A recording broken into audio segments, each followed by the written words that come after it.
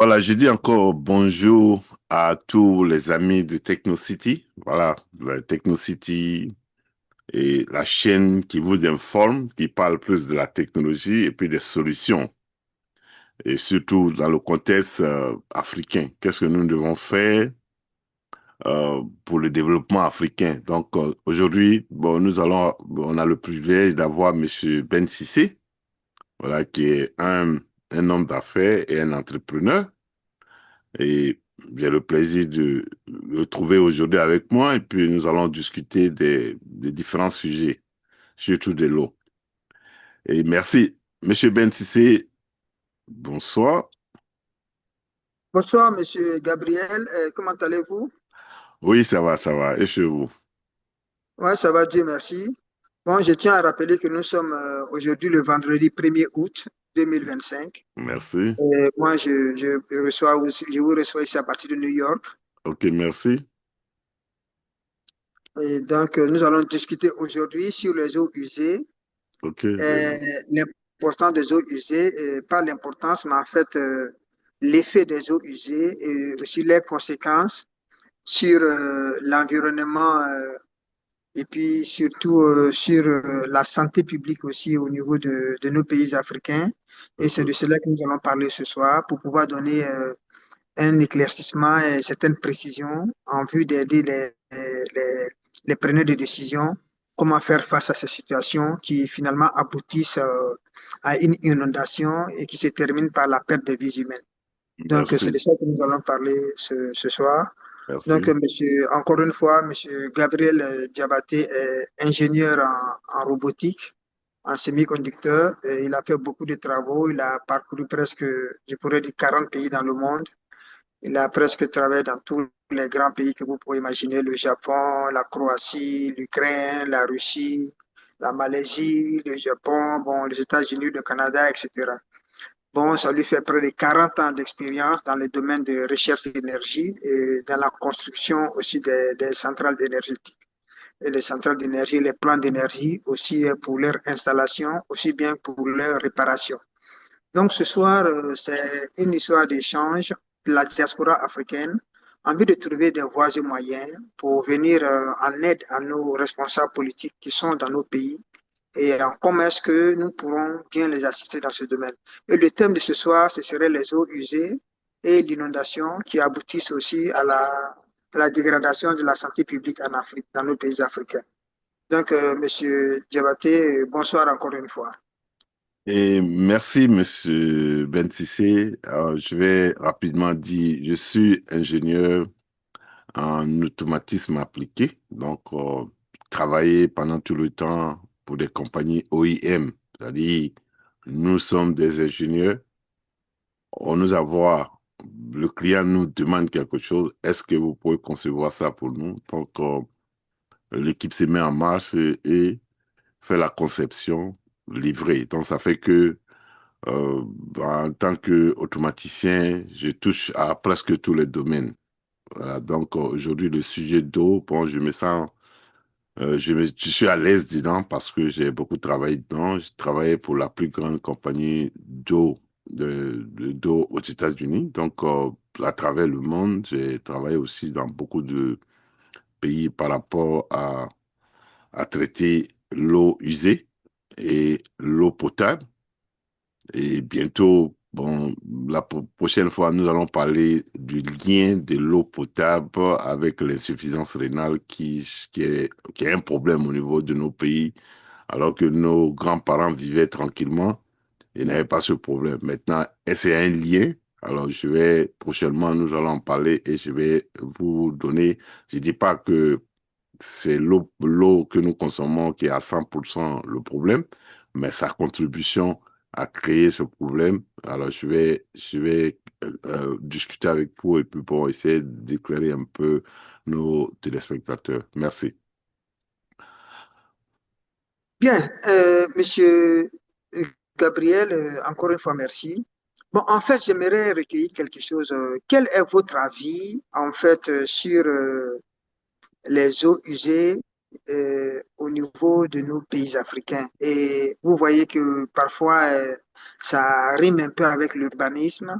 Et parfois aussi, les conditions climatiques de l'environnement viennent s'ajouter et ça provoque une dégradation de nos sols, aussi de nos sources d'eau potable que vous avez mentionné tout à l'heure.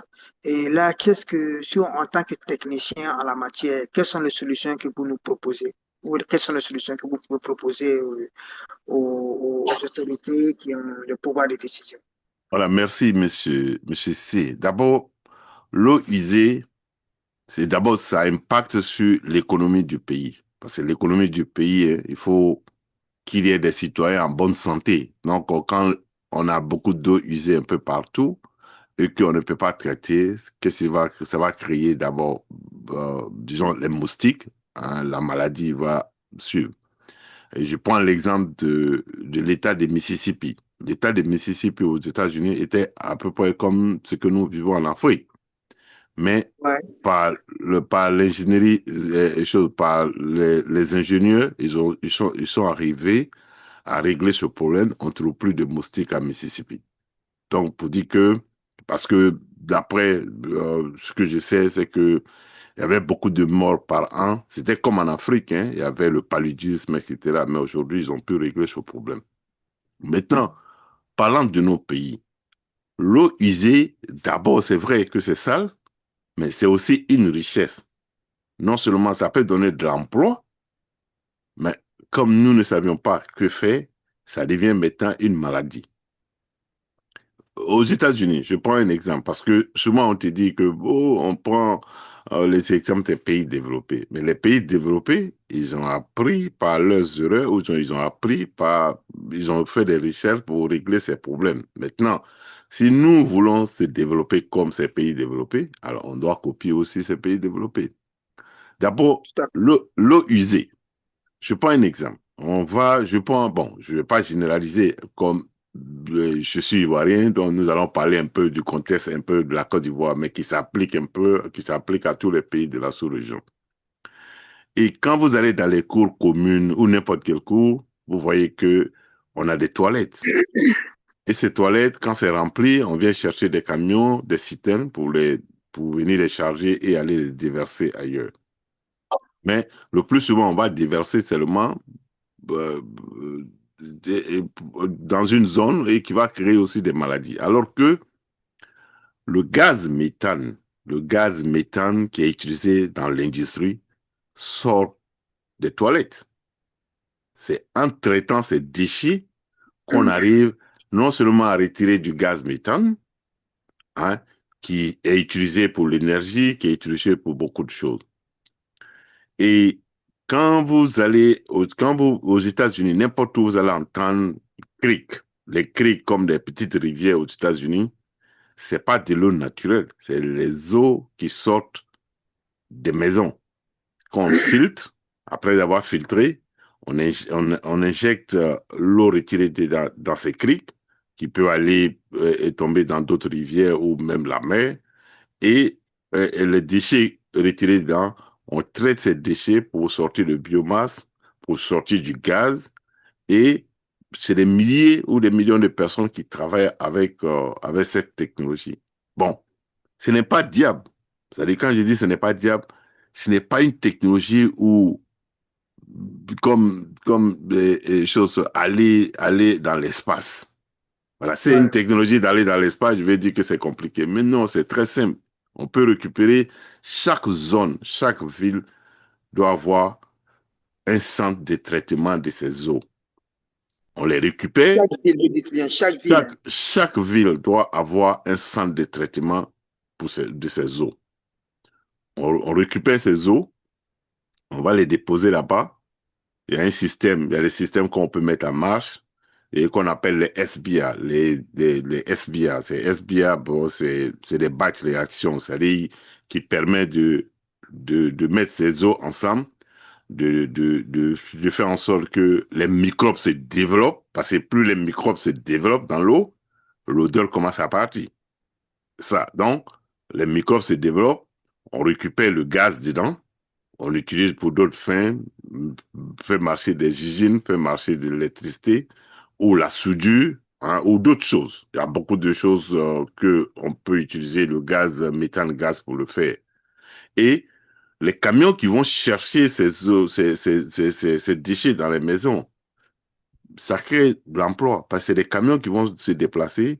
Le propriétaire des maisons vont payer ces camions pour déplacer. Au lieu d'aller jeter dans un espace libre, on va déposer ça à ces centres de traitement et le centre va traiter, il retire du gaz, il retire de l'engrais.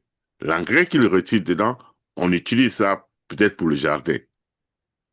Donc voilà un peu comment ça se passe. Mais nous, on attend tout simplement qu'on prend, on va déposer, et puis après des années, on se retrouve peut-être que, bon, c'est un coin qui est pourri, il y a beaucoup d'odeurs, il y a beaucoup de problèmes, etc. Et santé, les moustiques commencent à se développer, et ça devient maintenant la maladie et la population tombe malade. Alors que ce n'est pas une technologie qui est dans un laboratoire. Ça y est là, on peut l'implémenter. Il suffit seulement que le gouvernement se mette en place et accepte de dire, voilà des secteurs que nous allons investir. Parce qu'en investissant dans ça, vous créez, si vous avez un centre par ville, vous créez de l'emploi. Chaque centre va engager au minimum 100 personnes.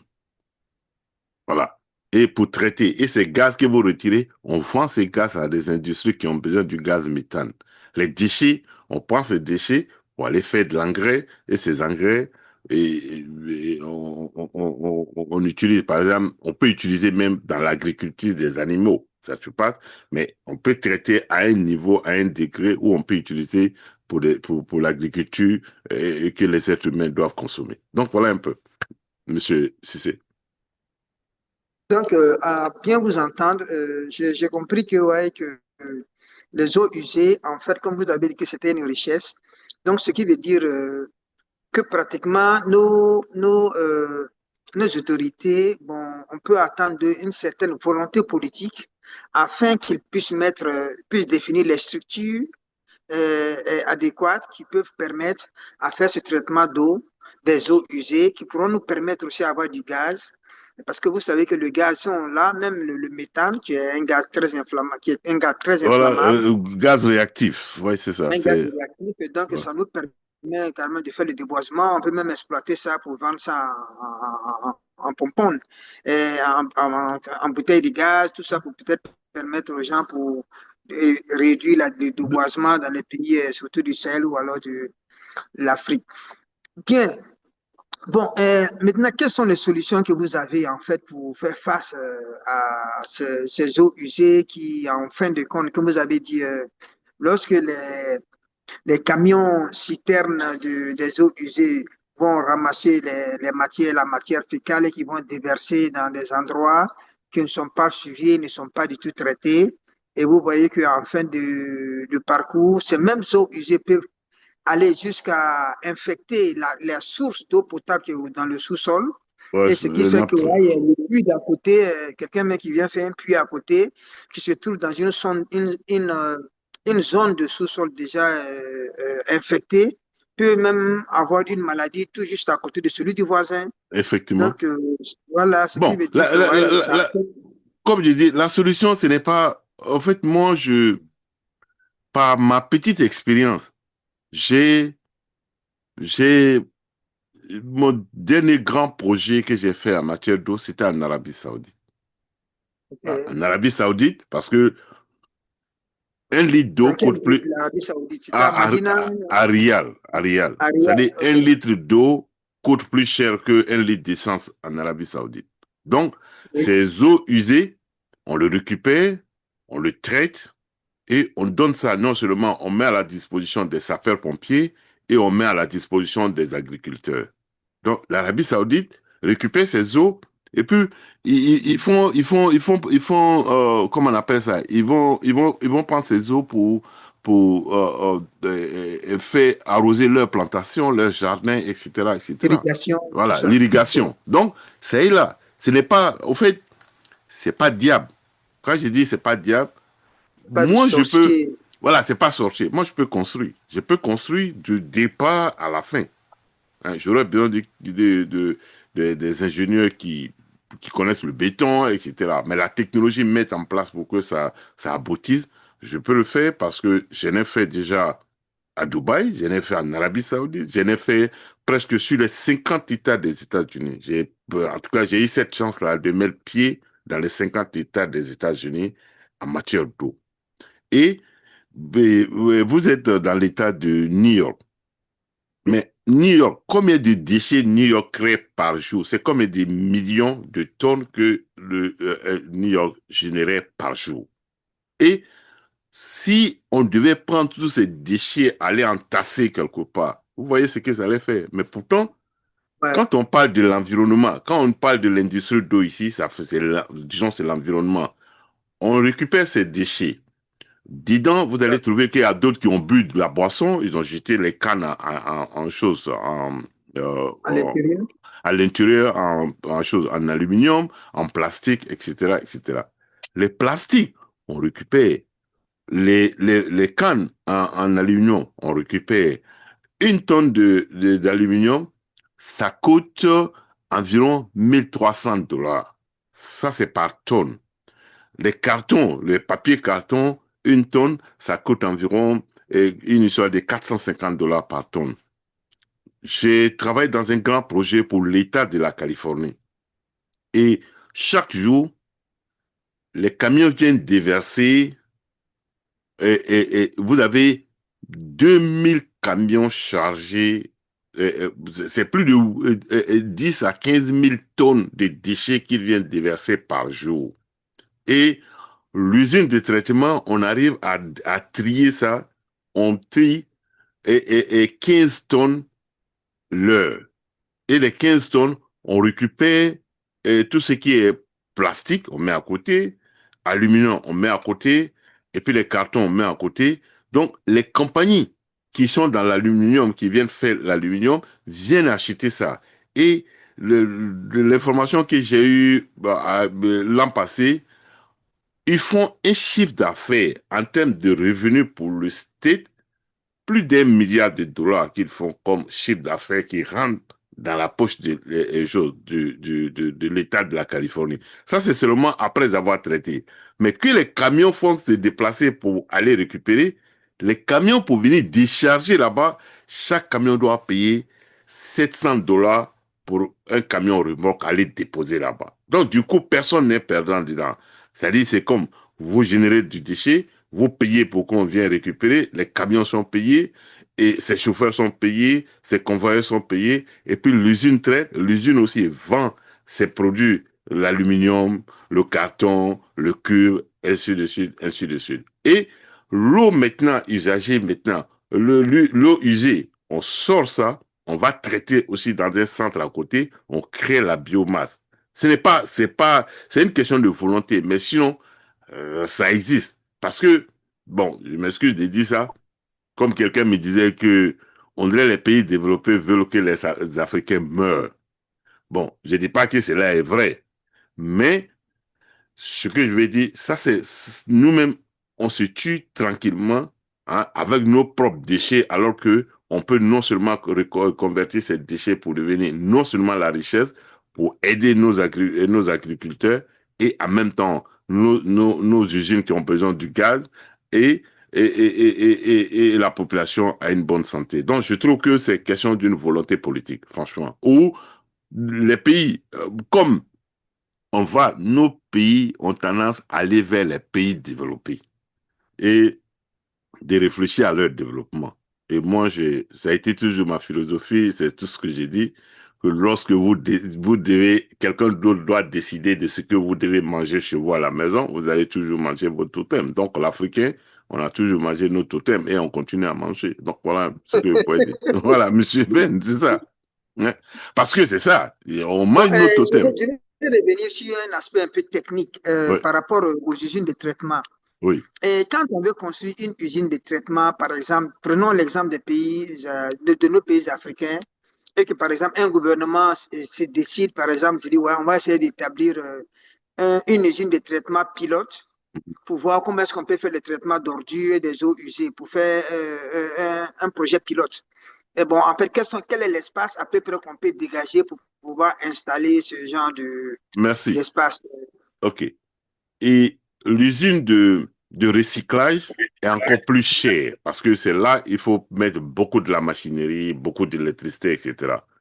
Mais l'usine pour traiter l'eau usagée, là, ce n'est pas une très grande usine. C'est d'abord, c'est de faire un bassin. Je vais vous présenter, par exemple, je vais vous présenter mon dernier projet euh, en Arabie Saoudite. Alors, si vous voyez un peu mon écran, vous voyez l'écran?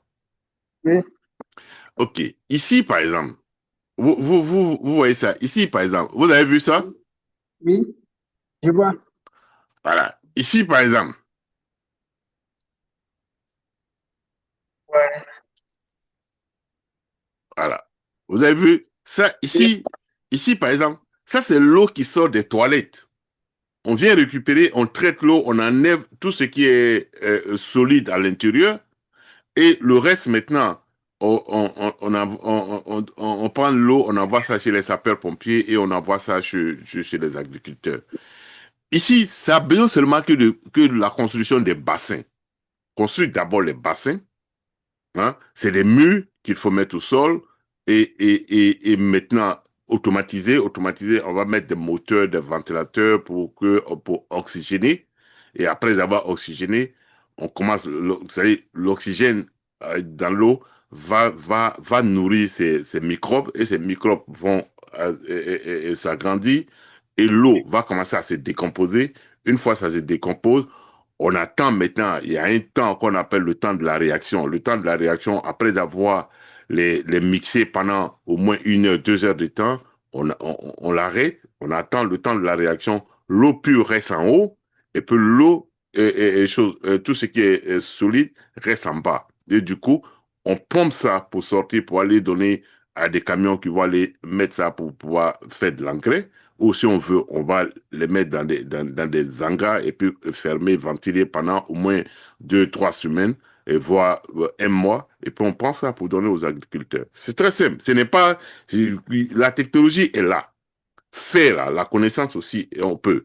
Maintenant, c'est faire un projet pilote dans n'importe quel pays. Ben, moi, je trouve que c'est possible. Même pas que c'est moi qui le fais, mais si un gouvernement veut implémenter ça, je peux les donner le conseil, je peux les conseiller comment ils peuvent faire ça sans avoir besoin d'aucun pays développé. Aucun. merci bien pour cette information. Donc, c'est le message que nous allons lancer en fait pour les différents pays africains qui auraient éventuellement vu cette émission, s'ils ont besoin d'implémenter ce genre d'usine Hmm? de traitement. Donc, nous allons essayer de communiquer votre numéro ici à la fin. Vous allez donner votre contact et puis votre entreprise. Bon, je sais qu'on a beaucoup de projets ensemble. Surtout, on a fait beaucoup de projets sur l'énergie, sur l'eau Effectivement. potable. Voilà, donc je sais que vous êtes vraiment rodé là-dedans. Et plus de 40 ans d'expérience, quand même, c'est quand même beaucoup. Donc, il est temps que On la est, diaspora africaine on est à essaie de... l'école, hein. Monsieur Cissé, on est toujours à l'école. On n'a pas fini, on ne finit pas d'apprendre. Donc, modestement, on est à l'école. Voilà, donc il est temps que la diaspora africaine, avec toutes les expériences que nous avons accumulées ici, que nous fassions une synergie avec les parents restés au pays afin qu'on puisse apporter notre contribution à l'édifice national, à l'édifice de nos pays, à l'édifice continental. Donc, sur ce, nous allons faire une extrapolation. Euh, bon, Monsieur Gabriel, vous savez que les eaux usées, très souvent, c'est des eaux qui sont c'est un pléonasme qui sont humides, mais il arrive aussi avec les saisons pluvieuses en Afrique, ça crée le phénomène d'inondation. Et ce phénomène d'inondation nous envoie beaucoup de dégâts matériels. C'est des édifices qui s'écroulent, des immeubles entiers qui tombent. On a vu en Côte d'Ivoire, on a vu dans certains pays aussi. Et c'est des maisons qui sont emportées. Et vous savez que le problème d'inondation, ce n'est pas propre seulement à nos pays africains. Même parfois ici, dans les pays développés, aux États-Unis, il arrive l'inondation. Dernièrement, il y a eu une inondation au Texas. Donc, vous voyez que ouais, il faut prendre des dispositions, il faut être préparé pour faire face à la situation. Donc, et puisque vous savez qu'il y a un lien qui est établi entre les eaux usées et l'inondation, et que la saison pluvieuse vient ajouter encore son, ses méfaits, avec sa plus grande pluviométrie, et ça a créé des pertes de vie humaines. On parle plus de santé publique, maintenant on parle de mort d'hommes. Donc, quelles sont les solutions que vous avez par rapport à ce problème d'inondation qui devient un problème très, très sérieux dans nos pays africains, dans nos villes africaines? Ok. Monsieur Ben, Monsieur Cissé, je vous dis merci, mais bien avant de développer, je vais vous poser maintenant une question. Si je vous posais la question de savoir, c'est dû à quoi? Qu'est-ce que vous allez dire? Que on a l'inondation, c'est dû à quoi? Votre avis, hein, Bon, mon avis par rapport à l'inondation, moi je pense que l'inondation est un peu liée à la mauvaise canalisation des eaux usées et à la mauvaise canalisation d'évacuation d'eau de pluie. C'est un problème d'urbanisme, du point de vue technique que je peux situer. Et aussi, c'est aussi lié, à mon sens, à un problème d'accroissement des populations. Parce que si vous avez 10 personnes, on ne gaspille pas la même quantité d'eau par jour. Et si on a 20 personnes, on va gaspiller deux fois la quantité d'eau de 10 personnes et ainsi de suite. Et lorsque la population augmente, le nombre d'eau usée va s'augmenter. Et lorsqu'avec la saison pluvieuse vient s'ajouter avec l'augmentation de la population, il y a un accroissement, donc ça prend de la croissance. Et il se trouve qu'on peut trouver que les structures d'évacuation d'eau sont vétustes ou alors ne sont pas mises à jour et là, finalement, ça crée une conséquence. Donc, le rapport de force, ça casse puisque l'autre est plus nombreux. Donc, finalement, c'est les digues qui cèdent et c'est l'eau qui l'emporte et l'eau continue toujours sa route. Et il y a aussi, à mon sens, il y a la mauvaise application des politiques publiques où les gens ne respectent pas les règles publiques. Les gens vont construire sur des zones à risque où l'eau doit être évacuée. Les gens utilisent des fonciers. Et le foncier est mal utilisé en fait. Les gens vont construire sur des passages d'eau. Et alors que l'eau il contourne, tant que le rapport de force n'est pas égalé, lorsque l'eau devient plus puissant que l'obstacle qui est en face, il balaie l'obstacle et vous voyez que les immeubles qui vont tomber parce que c'est construit sur le chemin de l'eau. C'est ce que je peux dire à ma petite expérience. Et en tant qu'entrepreneur, c'est ce que je peux vous dire là-dessus. Je vous ok, remercie. ok, merci. Je dis merci. Pourquoi je vous ai posé la question? Et c'était pour savoir si vous avez le même langage que les ministres de ces pays en développement en Afrique. Et effectivement, c'est la même chose, hein. Bon, moi, je vais expliquer d'une autre manière et un peu différent. Et tout ce que vous venez de dire, ça contribue.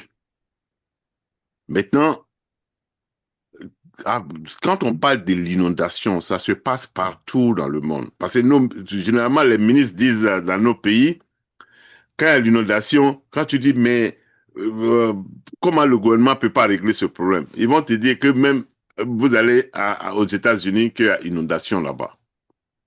Ça, c'est l'argument donné. Mais ce que je tiens à dire, c'est que l'inondation, ça se passe partout dans le monde. Mais quand on dit un pays est préparé pour faire face à l'inondation, c'est sa capacité technologique de pouvoir pomper l'eau à un temps record. C'est tout. C'est-à-dire, ta capacité là, à pomper l'eau, là, c'est ce qui fait la différence. Sinon, c'est un effet naturel, ça se passe partout et ça va se passer toujours. Mais quelle est ta capacité, toi, de pouvoir faire partir l'eau? C'est ça. D'abord, je sais que, bon, monsieur Cissé, je vous connais bien que vous êtes un très grand mathématicien. Ça, je vous tire chapeau. Mais je vais vous poser un problème mathématique. Vous avez une zone qui est sur une pente, une zone que nous allons appeler la zone A. Et Ok. deuxième zone qui est dans un bas-fond qu'on appelle le B. Troisième zone qui est sur la pente aussi qui s'appelle le C. Quand il pleut, l'eau va couler de la zone A, ça va aller au B. Maintenant, comment ça va sortir du B pour arriver au C? Si vous n'avez pas de mécanisme technologique de pouvoir prendre l'eau à envoyer au C, ça ne va jamais quitter. Donc, Parfait. voilà. Donc, l'inondation, c'est comme l'être humain. Quand vous buvez de l'eau, arrivé un moment, qu'est-ce qu'il va arriver? Vous allez commencer à dégueuler. Donc, quand il pleut, l'eau reste stagnée pendant longtemps. Le sol va avaler, avaler, avaler. Arrivé un moment, le sol ne peut plus avaler. Ça va commencer à dégueuler. C'est ça qui va faire que les immeubles vont tomber. Et voilà. Donc, pour dire que les caniveaux, ce n'est pas la canalisation forcément qui règle le problème. Ça fait partie, mais ça ne règle pas le problème. Parce que ce qui se passe, c'est que chaque quartier, d'abord même, je vais regarder comment il faut structurer le lotissement. Avant de lotir un quartier, la première chose, c'est-à-dire la première administration qui fait face à un lotissement, c'est l'environnement, le ministère de l'Environnement. Ils sont les premiers d'abord sur le terrain. D'abord, ils doivent d'abord se rassurer d'abord qu'ils ont mis leur canalisation d'abord en place. Voilà. Comment nous allons évacuer l'eau ici en cas de pluie? C'est eux qui doivent d'abord valider ça, avant maintenant que les autres viennent en compte. Qu'est-ce qui se passe? Je vais prendre l'exemple d'Abidjan. Je prends l'exemple d'Abidjan. Chaque année, quand il pleut, il y a l'inondation à Abidjan. Je prends, bon, comme nous ne sommes pas les bourgeois pour être dans les quartiers IP, mais chaque fois il pleut, je pense que vers Cocody, ainsi de suite, on dit qu'il y a l'inondation. Qu'est-ce qui se passe? C'est que dans un quartier, on doit faire un grand creux. C'est-à-dire comme un puits, mais quand je dis c'est-à-dire vraiment un très grand creux, voilà. Un Ouais, fossé. un grand fossé fermé. Non seulement c'est fermé, mais l'entrée de ce fossé doit avoir des grillages de tri pour que tout ce qui vient quand il pleut, alors ça essaie de mettre ça au-dessus. Voilà, au-dessus. Bon, peut-être, je pourrais peut-être après vous montrer un peu, on a fait pour l'état de choses de Michigan, alors comment on a traité là-bas. C'est que dans le sol, il faut mettre des pompes qu'on appelle des submersibles pompes dans le sol. Parce que n'attends pas que l'eau cherche sa voie. C'est toi qui dois créer, c'est toi qui forces l'eau à aller à une destination. Ouais. Si toi tu ne forces pas l'eau à aller à une destination, l'eau va chercher sa destination. En cherchant sa destination, ça va aller faire le dégât. Normalement, ces pompes sont dans des creux et fermées. Et on met généralement des groupes électrogènes à côté. Parce qu'on se dit que quand il y a la pluie, il est fort possible qu'on perde l'électricité. Quand on n'a pas d'électricité, les groupes sont actionnés. Donc, on met des capteurs dans le sol pour regarder le niveau d'eau. Dès que l'eau commence à dépasser les 50 cm ou plus, ces pompes sont d'une manière automatiquement activées qui poussent l'eau à aller à sa destination. Et le bruit ne va pas gêner puisque c'est ancré dans le sol et c'est fermé.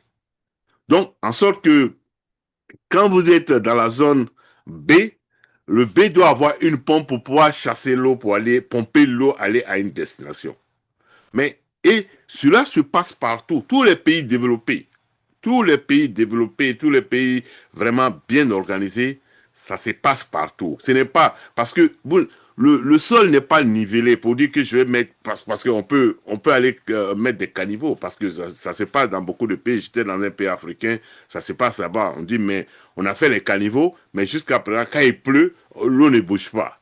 Hein, on accuse aussi pour dire ceux qui mettent les déchets. Ces déchets-là, on peut récupérer aussi, comme je dis, pour créer de la richesse avec ça. Mais seulement, notre manière de pomper, on n'a pas, je prends l'exemple de la Côte d'Ivoire.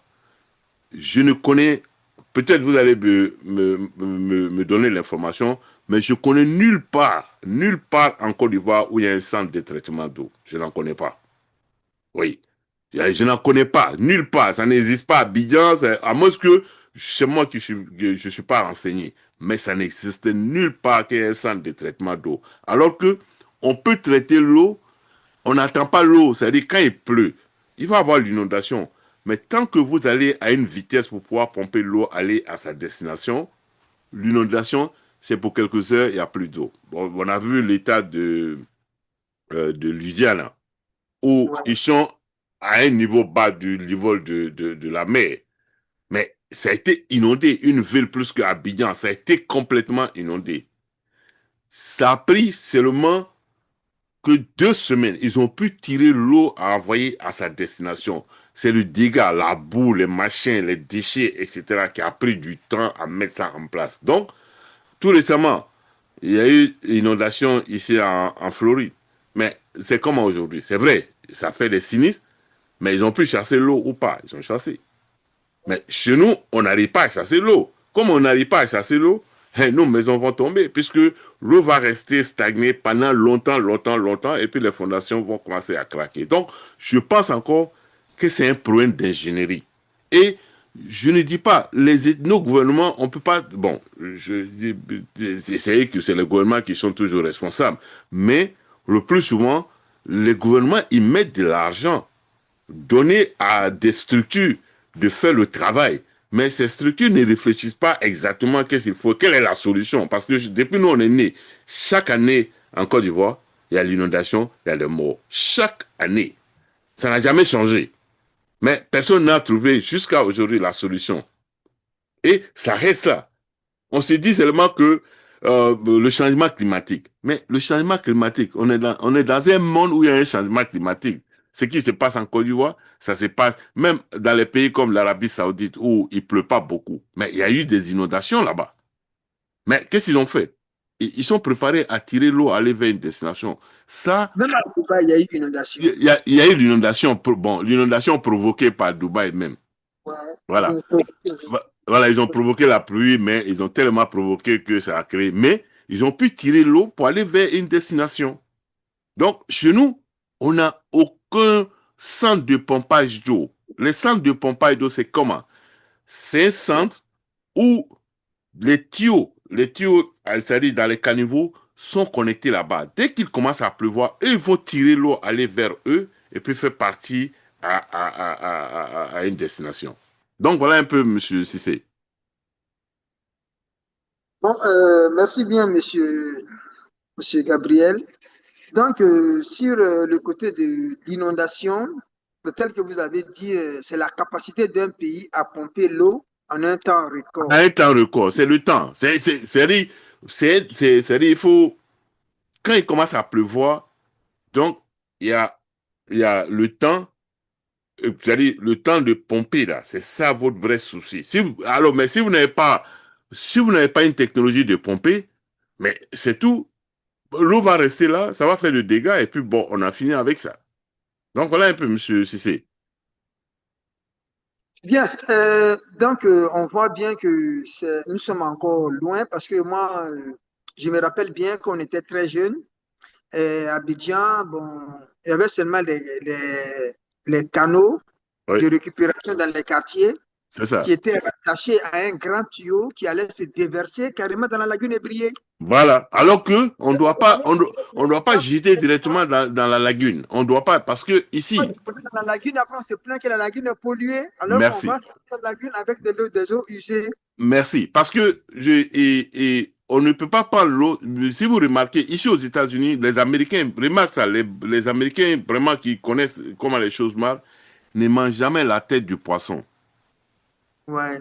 Voilà. La raison, parce qu'ils se disent que quand l'eau est contaminée, et qu'il y a du poisson dedans, c'est la tête qui absorbe beaucoup de choses, beaucoup de déchets dans la tête du. C'est pour ça que les Américains ne mangent pas la tête du poisson. C'est la raison.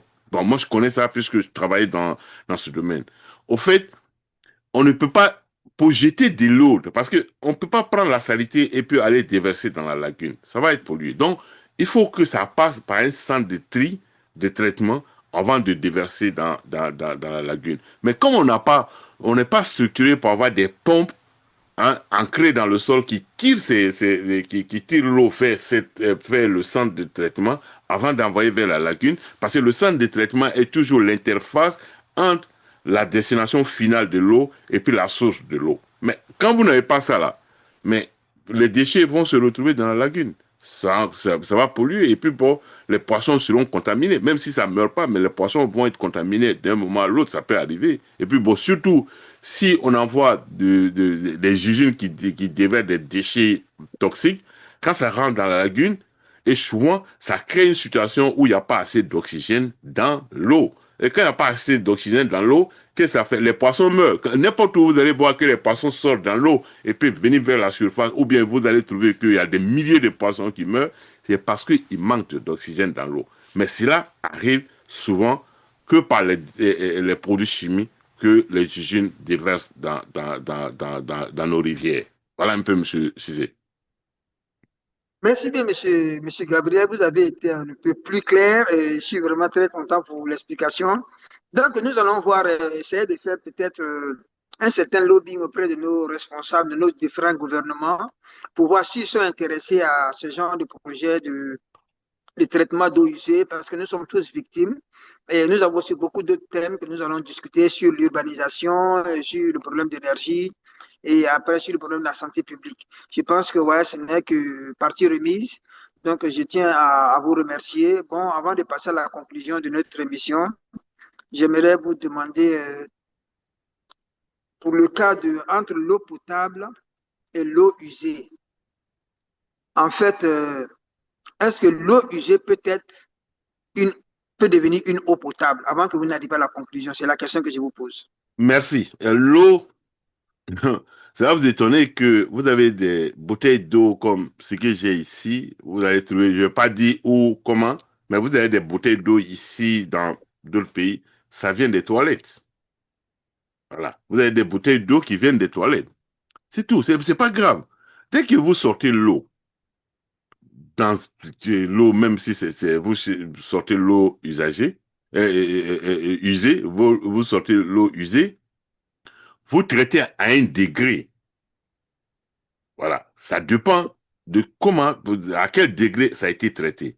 Mais ce qui se passe, c'est que c'est pour ça qu'on va parler prochainement de la contribution de l'eau dans l'insuffisance rénale. Parce que je veux amener les gens à comprendre que lorsqu'il y a un produit chimique dans l'eau, vous allez dire, bon, moi, je suis un boss, je bois seulement que l'eau Evian ou l'eau dans bouteille. Ok, c'est vrai. Mais lorsque madame, le soir, va préparer la sauce graine ou la sauce gombo, en utilisant l'eau qui va sortir des robinets et que l'eau est contaminée par des produits chimiques, mais elle va préparer les produits chimiques pour te donner, tu vas manger. Donc, personne n'est à l'abri. Donc, je vais expliquer ça d'une autre manière. Donc, pour dire que et chose, comment on appelle ça, l'eau usée, on peut traiter, lorsque on peut traiter ça à un degré et arriver à consommer sans problème et ça ne va pas rendre quelqu'un malade. Donc, Monsieur Ben, dans ce que prochainement, lorsqu'on va rentrer dans les détails de l'eau potable, je vais vous expliquer comment l'eau même est traitée, du départ à la fin jusqu'à ça rentre dans les bouteilles et à consommer. Donc, voilà un peu ce que je peux vous dire sur ça.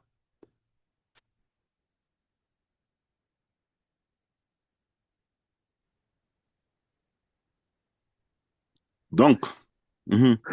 Donc, monsieur Gabriel, donc, vous voulez me dire, est-ce que vous pouvez me dire, est-ce qu'on peut tirer de l'eau potable à partir de l'eau usée, en fait? On sait que Effectivement, ouais, l'eau potable finit par être usée, mais est-ce qu'on peut tirer de l'eau potable à partir de l'eau usée? oui, effectivement, puisque ça dépend de la manière c'est traité. Si c'est bien traité, on prend l'eau potable, bon, on prend l'eau usée, et puis devenir l'eau potable.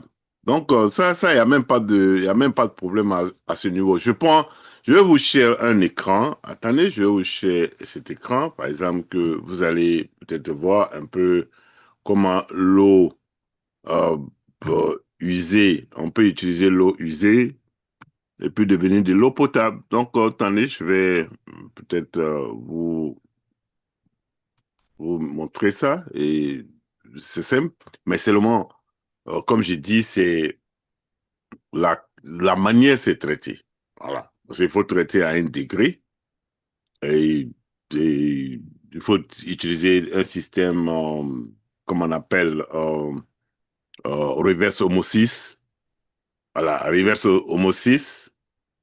Voilà, je vais vous présenter un écran et vous allez En français, apprécier. on dit ça, l'osmose reverse. Voilà, l'osmose, voilà, en français, l'osmose réserve. Voilà, reverse, Reverse, voilà, c'est voilà. ça. Vous voyez l'écran? Ça vient, voilà, je vois l'écran maintenant. Voilà, ici, ça c'est de l'eau Vous avez vu? Oui, Voilà, ouais, ça, voilà,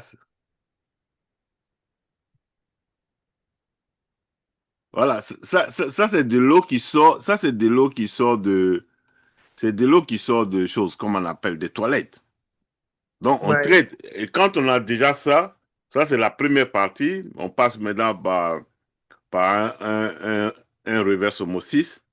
Après reverse osmosis, on passe maintenant par les membranes. Après les membranes, on passe maintenant par les UV light, en sorte que s'il y a des microbes qui ont pu s'échapper, on fait en sorte que ces microbes deviennent stériles. Ils ne peuvent plus se développer. En sorte que si quelqu'un boit cette eau, ne soit pas contaminé. Le microbe ne se développe pas dans le corps. Donc, ça, c'est très simple. Il y a beaucoup de bouteilles d'eau, comme je dis, sur le marché qui viennent des toilettes. Voilà, c'est pas. C'est donc, pour dire que ces pays développés, là, on les appelle les pays développés parce qu'ils ont pu utiliser la technologie pour résoudre beaucoup de problèmes. Mais nous, on attend toujours que, et peut-être c'est Dieu qui va venir résoudre nos problèmes. C'est pour ça que j'ai toujours dit que nous, Africains, on doit faire attention parce que le jour où on va se réveiller, le lendemain matin, Dieu même risque de nous dire que bon, le monde finit demain matin. C'est pas sûr. Voilà. Non, monsieur Zé, il y a une voie qui est tracée. Ne cherchons pas à inventer la voie. C'est tracé. Ça est là, ça a marché. Ça a été expérimenté partout, ça a marché. Alors, essayons de faire la même chose et puis on avance. Voilà. Ok, bon bien, monsieur Gabriel. Donc, c'est-à-dire que nous allons essayer d'approcher nos différents gouvernants, essayer de leur faire des propositions pour pouvoir développer une synergie, ne serait-ce que même en consultation, on leur fait des projets pilotes avant qu'ils ne fassent. Parce que généralement, le noir, on a ce complexe de penser que tout doit venir de l'autre, en fait, que son Effectivement. semblable n'est pas capable de le faire. Effectivement. Alors que nous avons des Africains dans la diaspora qui ont plus de, qui ont fait les mêmes écoles, qui ont fait les mêmes formations avec ces mêmes gens et qui se retrouvent, de par la couleur de leur peau, du propre racisme, de l'autoracisme en fait. C'est leur propre population qui ne leur fait C'est pas ça, c'est confiance. ça, c'est ça. Et là, c'est quand même dommage. Donc, nous demandons quand même aux gouvernants, aux autorités africaines de faire confiance à cette diaspora africaine qui devient une force majeure, pas pour venir les concurrencer, mais on se donne la main, c'est un truc de complémentarité, de sorte que ouais, dans la Mm. complémentarité, on puisse aller dans ce sens-là. C'est ce que je voulais dire sur ce côté. Donc, vous avez, je sais aussi que nous sommes porteurs. On a fait beaucoup de projets ensemble. Nous avons des projets d'énergie, des projets de salubrité, des centres de traitement d'ordures, des projets d'urbanisation, des projets de logements sociaux, des projets de drones, d'urbanisation, de tout ce qui est de la technologie, de la technique. Et bon, je ne vais pas finir de tout citer ici. Mais toujours est-il que nous allons prendre contact avec les pays africains et s'ils sont intéressés, qu'ils nous donnent une chance afin qu'on prouve nos qualités. Parce que c'est mieux de servir mieux son continent parce qu'on le fait de bon cœur. Parce que Oui, quand tu ne le fais pas dans le village, tout le monde va t'indexer, quoi. Voilà, personne ne veut mal servir, avoir du mauvais nom dans son pays ou dans son village. Donc, c'est ce que je voulais vous dire.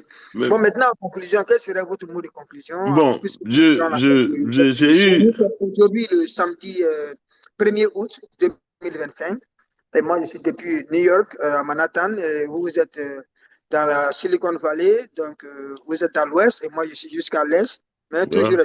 à cause de la technologie, à cause des projets, de l'amour pour nos pays, on se donne la main pour mettre une équipe ici de diaspora capable de subvenir aux besoins de nos pays africains. Donc, vous avez le mot pour le dernier mot Mm, et que vous avez à lancer. merci. Et monsieur Cissé, je vous dis merci. D'abord, la diaspora, je sais que on a beaucoup de talents ici dans la diaspora. Vraiment, qui sont encore des jeunes, qui sont vraiment talentueux. Et il faut faire comme un peu l'Israël, faire comme un peu l'Italie, qui s'est basée sur sa diaspora pour le développement de leur pays. Et ça a marché. Et comme j'ai dit, le président Kenneth Kunta disait que la diaspora africaine pèse 750 milliards d'euros dans l'économie du monde. Ça c'était à l'époque. Voilà. Et Kenneth chez Kaunda. Ouais, Oui, c'est ça, c'est c'est voilà, beaucoup bien. j'étais là, c'était en Angleterre, j'étais dans la salle quand il disait ça. Et bon, Ouais, aujourd'hui, et je crois que ça a multiplié par peut-être deux. Donc, ouais. on a des cerveaux, que ce soit guinéen, ivoirien, malien, burkinabé. On a beaucoup de cerveaux ici qui peuvent Nigérien, aller, voilà, qui peuvent Nigérien, aller, ouais, voilà, les Nigérians, comme j'ai dit aujourd'hui, les Nigérians, ils sont, quand on parle des grands intellectuels aux États-Unis, ils dominent tout le monde ici. Même en ouais, Angleterre, c'est possible. Donc, ça veut dire qu'on se base sur notre diaspora. Le plus grand Richard de l'Afrique, Aliko Dangote, nous a enseigné quelque chose il n'y a pas très longtemps. Ça faisait plaisir d'entendre. Il dit que quand il construisait sa raffinerie, il avait compté sur les autres. Mais à la fin, il s'est basé sur les talents nigérians. Donc, il a fait appel à beaucoup de talents nigérians. C'est eux qui ont fait leur raffinerie. Donc, ça veut dire si eux, Nigériens, peuvent faire ça, mais pourquoi pas nous, nous, Côte Ivoiriens? d'Ivoire, Voilà. ouais. Par Pourquoi pas exemple, nous, la Guinée, nous, les et Guinéens, pourquoi effectivement, pas nous, les voilà, Maliens, pourquoi pas nous, les voilà. Burkinabés, les Nigériens, Merci. Tout récemment, j'ai effectivement. entendu quelqu'un m'envoyer une note que on a un ministre en Côte d'Ivoire, le ministre de l'enseignement technique veut lancer une agence spatiale en Côte d'Ivoire. Mais j'ai dit que c'était ambitieux et j'adhère à ça. Mais faut pas il va chercher loin. Faut pas qu'il va chercher loin. Est-ce que pour envoyer un satellite là, ce n'est pas, faut pas qu'il va chercher loin. Il n'a qu'à demander la diaspora. Moi, je sais que on a des compétences ici. Je sais, hein, qui peuvent faire ça. Ouais, Donc, ça veut dire que si on a des Africains, des Africains qui peuvent faire ça, faut pas qu'on va aller toujours chercher. Parce que quand on est toujours mendiant là, tu reçois ce que l'autre va te donner, hein. Parce que tu es mendiant. Donc, toi, tu attends. Ce qu'il te donne, c'est ce qu'il t'a donné. et voilà, Mais il faut effectivement. sortir de là. Il faut se dire, bon, si les autres ont pu faire, mais attends, nous allons essayer. Ça peut marcher ou comme ça ne marche pas. Mais je sais que ça peut marcher puisqu'on a des cerveaux ici qui contribuent au développement de ces pays déjà développés. Pourquoi? Alors que tout, c'est en Afrique, tout reste à faire. Donc, voilà un peu. Ouais. Donc, sur ça, je vous dis merci. Technocity vous dit merci. C'est la chaîne d'abord qui est là pour informer, mais on parle seulement que de la technologie ici. Qu'est-ce qu'on doit faire? On a demandé à tous les Ivoiriens, tous les Maliens, tous les Burkinabés, tous les Guinéens, tous les Africains qui peuvent contribuer au développement de l'Afrique, de contribuer, de venir faire des contributions intellectuelles pour que les autres vont les entendre et puis pour voir un peu qu'est-ce qu'on peut faire demain. Donc, sur ça, monsieur Cissé, je Oui. vous dis merci et à la prochaine. Et c'est moi qui vous remercie. Je vais terminer par cette dernière citation que j'avais prise sur les murs. C'était un internaute qui écrivait que les Africains doivent ouvrir les yeux lorsque la guerre entre l'Iran et l'Israël avait commencé, que les Israéliens comptaient sur les Américains pour leur sécurité, alors que les Africains encore qui sont religieux, qui vont en pèlerinage à Jérusalem, continuent encore de prier Dieu pour leur sécurité. La sécurité, on la prend en charge, c'est Dieu qui nous donne nos chances. Voilà, Dieu nous donne nos chances, mais nos sécurités, ça nous de prendre en charge. Quand on va à Jérusalem, on va prier, on va faire le pèlerinage, alors que eux, en Israël, même eux, ils comptent sur les Américains pour faire leur dôme de fer. C'est nous Effectivement. aussi, nous comptons sur Dieu pour nous protéger. Donc, je vais finir avec cette boutade-là. Et merci à tous. Je vous souhaite un très bon week-end. Nous sommes aujourd'hui Merci. le Merci. vendredi 1er août 2025. Je souhaite un très bon mois d'août à tout le monde. Je sais qu'il pleut Merci. beaucoup dans nos zones dans nos zones sud-Sahara. Je vais parler de la Guinée, de la Côte d'Ivoire. Une saison pluvieuse, vraiment que Dieu nous garde. Prenez beaucoup, faites beaucoup attention. Et nous lançons un appel au gouvernement d'être ouvert à la diaspora. La diaspora peut beaucoup, compte tenu de l'effort. Il faut qu'on crée une synergie et qu'en fait, on mette en marche cette dynamique qui nous permettra nous-mêmes de bien faire nos choses.